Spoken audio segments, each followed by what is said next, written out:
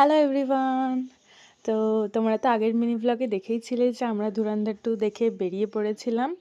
তো চা খেতে খেতে আমরা ডিসাইড করছিলাম যে কোন ক্যাফেতে যাওয়া যায়। আমরা ক্যাফেই দেখছিলাম যাদবপুরের এই দিকটাতে।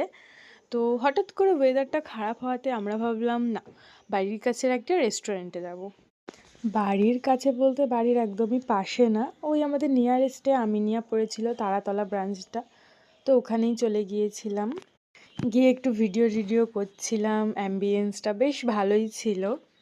আর আমার প্রচণ্ড খিদে পেয়েছিল, আমি বাড়ি থেকে ছাতু মুড়ি খেয়ে গেছিলাম। আমি বুঝতে পারিনি যে এতটা লেট হয়ে যাবে, প্রায় 4 ঘন্টা। আর ওখান থেকে আস্তে আস্তে আমাদের প্রায় 7:30 পৌনে 8টা বেজে গেছিলো।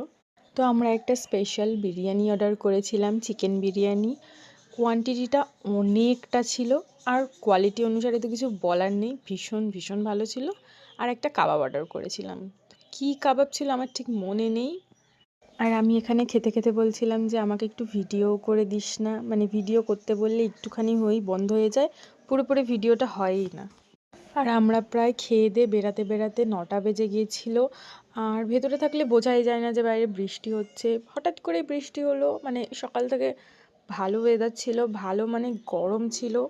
আর বাড়ির কাছে আসার পর হঠাৎ করে একটা ঝড় উঠলো, বিশাল জোরে বৃষ্টি আরম্ভ হয়ে গেল। সারা দিনটা ভালোভাবে কাটিয়ে শেষে আমরা ভিজতে ভিজতে বাড়ি ফিরেছিলাম।